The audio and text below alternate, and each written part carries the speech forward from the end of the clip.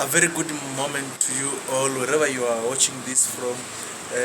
Welcome to your favorite channel as we are going to digest today on various political matters and unfoldings in this side of the sphere. Actually, today we are going to see on the fate of ODM political party.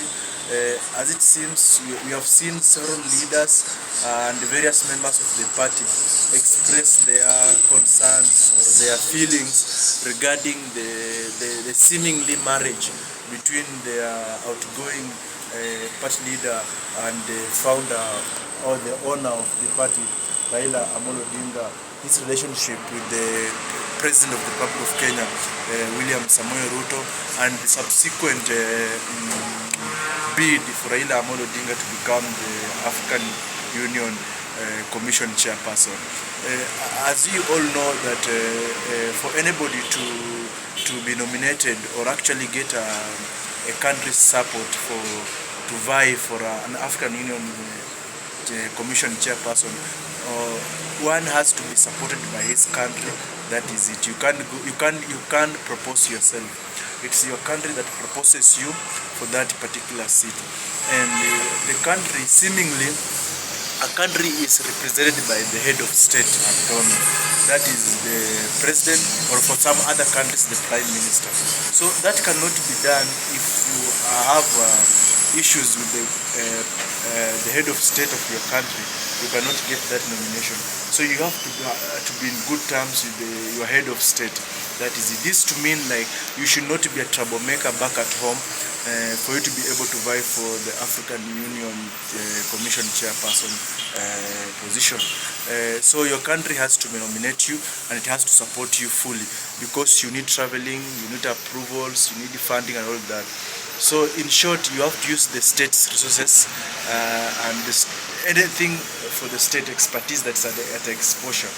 So guys, you realize that Raila Odinga, actually there is a seemingly marriage between Raila Odinga and William Samoei Ruto to help Raila Odinga actually clinch that position.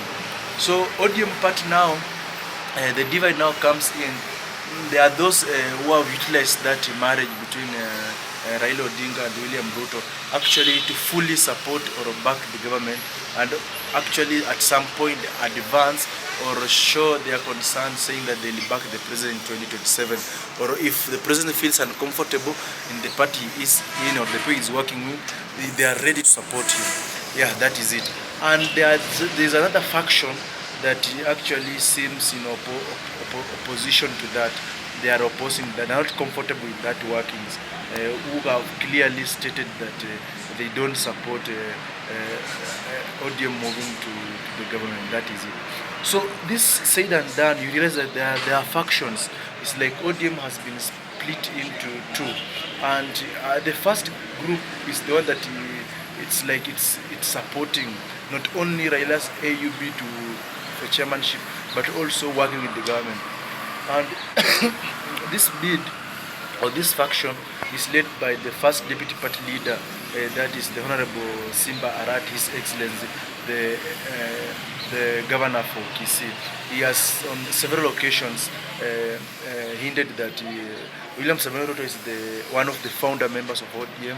So if he finds that this working environment when the party is uncomfortable, should come back to ODM, do some interview, and with the flag bearer. So this faction seems to be not only supporting Raila Odinga's bid to become the AU chairperson, but also supporting William Ruto for another re-election. This faction include the Honorable Simba Arati. We have the likes of Odinga is there, and other more members who are supporting that, who are ready to work with the president in whichever way. So for them, it's like they are ready to enter government fully. That is it. There's another faction that seems to be opposing ODM going into government.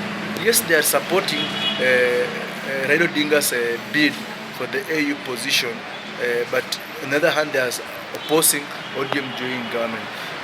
If you clearly see with their statements, the like of Anyang' Nyong'o, the MP Nabina Bwire, we have the MP Caleb Wamiso of Sabot, the MP Babu Wino, you realize these guys, they are opposing ODM joining government or working with the government.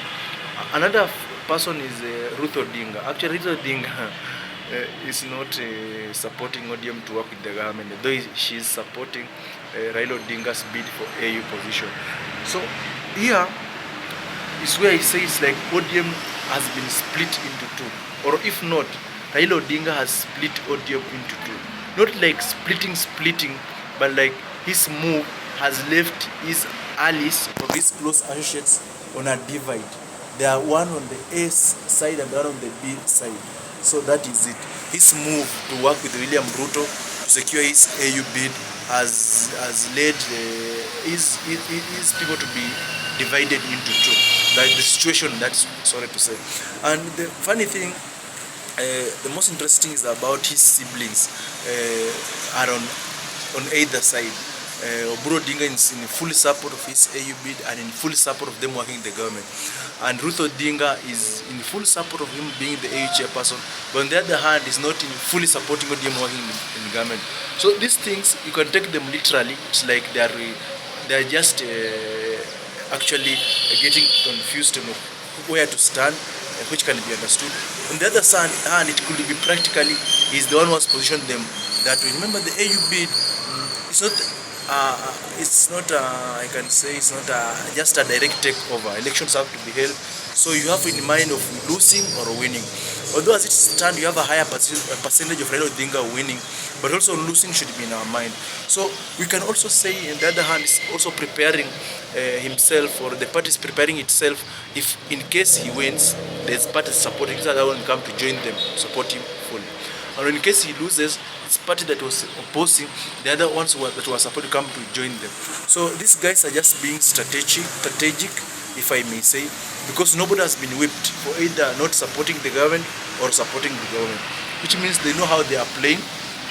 They know their cards well. Actually, the ODM people know their cards well. They know what they are doing. So, but as it stands, like ODM has been split into two by Raila Odinga's circumstances, or Raila Odinga himself has split ODM into two to strategically place it for political gains and purposes. Thank you for watching, and thank you for coming back here to watch again if you are a second visitor.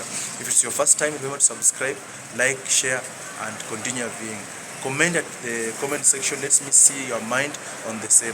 I love you guys, and don't forget to come back here the next minute for another interesting video on the political digest of this side of the political divide.